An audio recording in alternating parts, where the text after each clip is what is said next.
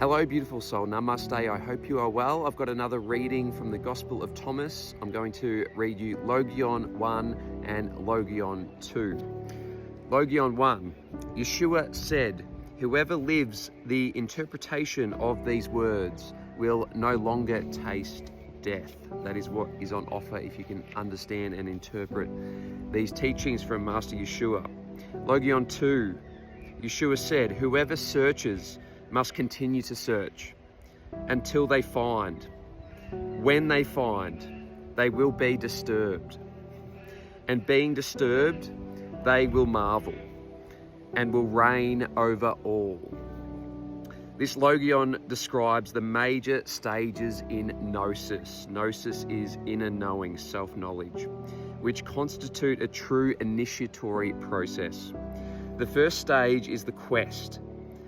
The second is the discovery. The third is the shock and disturbance of this discovery, the inverted matrix. The fourth is wonder and amazement as you step into enlightenment and a 5D perspective. And the fifth is the presence and reign over all, dominion over your kingdom. The last of these stages is spoken of in another manuscript where this reign over the all is further described as the great repose. This is also echoed in the Gospel of Philip and in Clement of Alexandria. Some further elaboration on each of these stages may be useful. Okay, let's look at seeking first, right?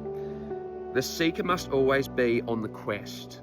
The truth is hidden so as to be found. As the prophet said, it is a hidden God who invites us to participate in this great game of the quest. God is our higher self, the divine. An old rabbi explained it to his grandson this way: when you play hide and seek with your friend, imagine his disappointment and pain if he hides and you simply stop looking for him. When we stop looking for the hidden God, we resign from the divine game. Yet this game, this quest, is what gives our life meaning. Is not the whole history of Israel that of a game of hide and seek between people and their God? That's the story of Israel, essentially. Thus, the first stage on the path of initiation consists of rediscovering the thirst and taste for the game, the quest.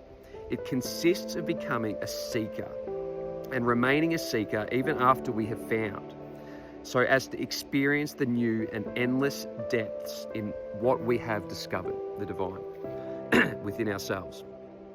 Number 2, finding, right? Let's talk about finding.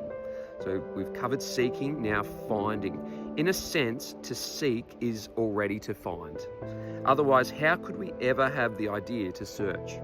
How could we be propelled by this desire unless it were for something that we somehow already know?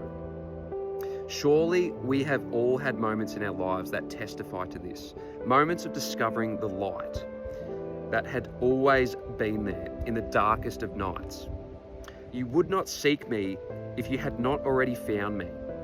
Thus, the essential movement of the quest is a greater opening to what is already here. But we do not know it enough. In your very center, there is someone you do not recognize, said John the Baptist to his disciples. In our very core, there is a presence that needs to be recognized and affirmed. Seeking/finding means being more and more open to the gift that has always been ours. Number 3, being troubled and upset. The recognition of being troubles us and upsets us, for awakening to this dimension forces us to question our ordinary, so-called normal view of the world. When quantum physics showed that an object could be both wave and particle, both present and absent, many of the best minds were greatly troubled, for ordinary logic could not deal with this phenomenon. The experience of being is a radical questioning of our view of reality, a view conditioned by the conceptual means with which we understand reality. This discovery that our habitual ways of conceiving the world are no more than that, habits, cannot occur without trouble and upset. The more we accept this trouble as a necessary stage in the evolution of our consciousness, however, the more we are led little by little toward wondering and marveling. Number 4, marveling now.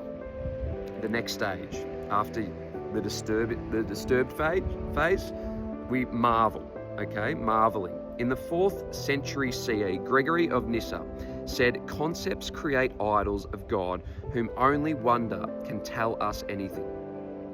The Greek philosophical tradition also saw wonder and astonishment as the beginning of wisdom. In our own time, Einstein remarked that only idiots are incapable of wonder. And we might define idiots as those who forsake their quest, thinking that they know. The more we discover, the more we marvel and wonder. But these two are not some kind of romantic imagination or fantasy. For Einstein, wonder lay in the fact that at certain moments, the world becomes intelligible, that there is a possibility of resonance between our intelligence and the cosmos, as if they were both animated by the same consciousness. Only after experiencing this wonder can we enter into the mystery of that which reigns over all. Which brings us to number 5, reigning over all. At this stage, we perceive ourselves no longer as separate from the world, but instead as a space where it is possible for the universe to become conscious of itself. Because everything is consciousness, your consciousness. I am one with that which reigns over all. The same spirit, the same breath, the same energy that moves mountains and stars moves me, moves you. The psalmist speaks of mountains leaping like rams and hills like lambs, an image that would make a modern geologist feel at home. The life that surges in the veins of a child is akin to the sap that makes trees grow. Here I see myself only as a particular expression among others of the same, all that is one. Here in the living interconnectedness of all things, I know the immensity of repose. Number 6, in repose.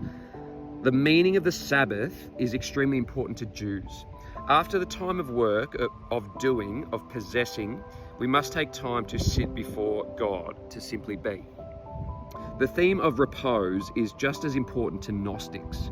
At last, thinking and feeling are united in this consciousness that animates all things, and we can find true repose. What previously appeared as contradictory or in opposition now appears complementary. Okay, completely new perspective, 5D perspective. For a passage beyond duality has opened up. Okay, so you're seeing beyond duality to oneness.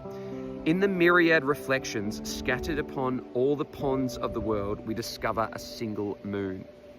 This living non-duality is the peace and repose that is endlessly sought during all stages of the initiatory path. But the spiritual path requires us to live the quest fully and not harbour fear or aversion towards trouble and upset, so that we find our home in this wonder and repose.